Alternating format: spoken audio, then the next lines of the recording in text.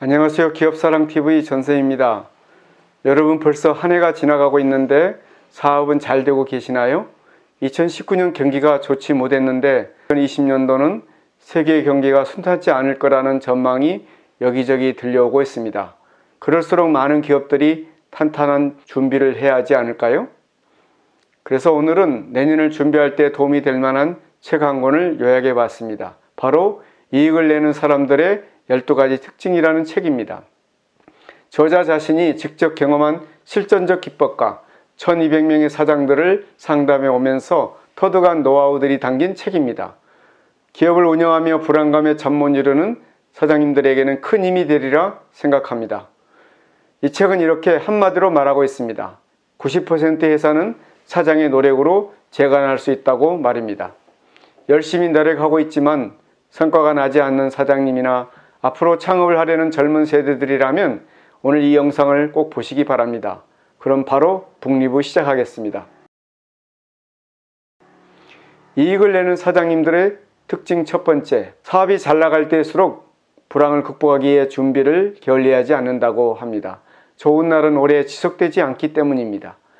오늘날은 이것만큼은 누구에게도 지지 않아라고 말할 수 있는 강점이 있어야 합니다. 두 번째, 고객보다 열혈팬을 먼저 만듭니다. 기업은 자기 회사만의 강점을 살려 고정 고객을 확보해 장기적으로 존속할 방법을 찾아야 합니다. 연예인들도 열혈팬들이 있기 때문에 오랜 시간 인기를 유지하는 것과 같은 맥락이라고 할 수 있습니다. 세 번째, 바로 회사의 관리 수준이나 리스크 관리를 철저히 한다는 겁니다. 이익이 나고 있는데도 도산에 이르는 억울한 상황을 만들지 않기 위해서랍니다. 그리고 이익을 내는 회사들은 직원은 일을, 사장은 회사의 존속을 책임진다고 하네요. 애초에 사장이 현장 업무에 일일이 참견을 해서는 안 된다는 겁니다. 그렇다면 사장은 어떤 일을 해야 할까요? 사장은 강력한 리더십으로 자신의 마음을 회사 전체에 침투시켜야 합니다. 중소기업은 사람의 지혜와 의욕이 회사의 실적을 크게 좌우하기 때문에 그 역할을 사장이 해줘야 합니다. 네 번째, 이익을 내는 사장은 직원의 의욕을 높여준다고 합니다. 여러분, 칭찬은 고래도 춤추게 한다고 하지 않습니까? 기업도 마찬가지로 불평할 틈이 있으면 먼저 직원들을 칭찬할 줄 알아야 합니다. 상황에 맞는 적절한 칭찬은 직원들의 의욕을 높여주기 때문입니다.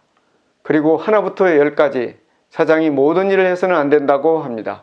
유능한 사장은 사장의 역할을 분담해줄 인재를 키웁니다. 그리고 직원 스스로가 계획을 세우고 스스로 판단해 업무를 처리할 수 있게 만든다고 합니다.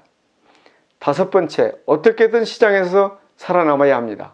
변화에 대응하는 힘이야말로 중소기업의 생명이자 가장 큰 강점입니다. 늘 행동하면서 생각해야 합니다.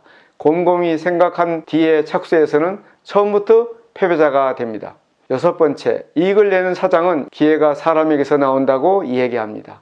평소에 예의와 예절 그리고 은혜를 알아야 한다고 합니다. 저도 성공한 기업들의 사장님들을 많이 만나보니까 모두 예의가 바르고 매너가 넘치고 사회적 관계를 잘 맺고 있는 분들이었습니다. 이런 데서도 기회가 나온다고 할 수 있는 것이죠. 일곱 번째, 첫째도 이익, 둘째도 이익, 셋째도 이익입니다. 경영자는 어떻게 해서든 사업을 존속시키겠다는 강한 의지가 매우 중요하다고 합니다. 사장의 삶은 고난의 연속이며 그 고난을 최대한 많이 경험하라고 책에서는 말하고 있습니다. 고난이라는 역경에 맞서려면 그에 걸맞는 기계를 키워야겠죠.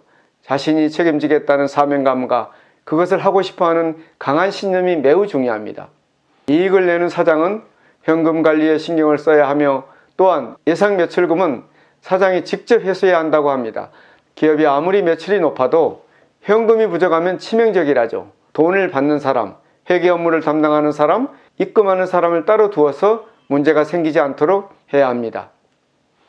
아홉 번째, 은행이 돈을 빌려주고 싶게 만들어야 합니다.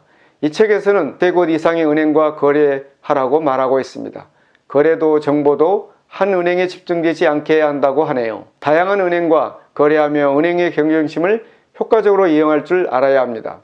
안정적인 경영을 하려면 오히려 융자를 받아 이익을 내서 이자를 갚는 것을 목표로 삼아야 한다고 합니다. 은행은 돈을 빌린 실적이 있고 연체 없이 상환하는 회사를 우선순위에 놓기 때문입니다.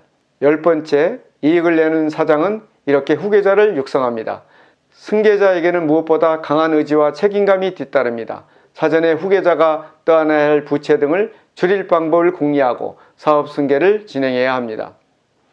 자본도 임원 구성도 완전히 다른 별도의 회사를 만들어야 합니다. 장래성이 없는 채산성이 낮은 사업은 사업 승계를 하기 전에 미리 정리해 놔야 한다고 합니다. 11번째, 미래는 누가 후계자가 되느냐에 따라 달렸습니다. 후계자에게 지옥을 경험케 할 때는 절대 도움의 손길을 내밀지 말아야 한다고 합니다. 사업 승계는 꼭 가족이 해야 한다고 고집하던 시대는 옛 얘기입니다. 그 전에 무엇을 했든 사업을 승계했다면 과거는 잊고 중소기업의 사장으로 다시 태어나라고 말하고 있습니다. 12번째, 사장이 변해야 회사가 산다. 경영 환경이 변하면 회사도 바뀌어야 하고 회사가 바뀌려면 무엇보다 사장이 먼저 바뀌어야 합니다. 중소기업의 성패는 전적으로 사장에게 달려있다는 겁니다.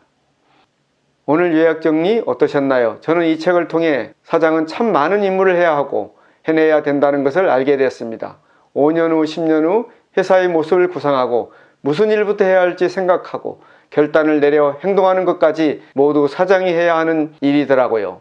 무엇보다 이 책은 저자가 직접 경험하며 쓴 책이어서 공감이 많이 갔던 것 같습니다. 기업의 사장님이 창업을 준비하는 분들이라면 이 책을 꼭 한번 읽어보셨으면 좋겠습니다. 그럼 북리뷰 다음 시간에 뵙겠습니다. 감사합니다.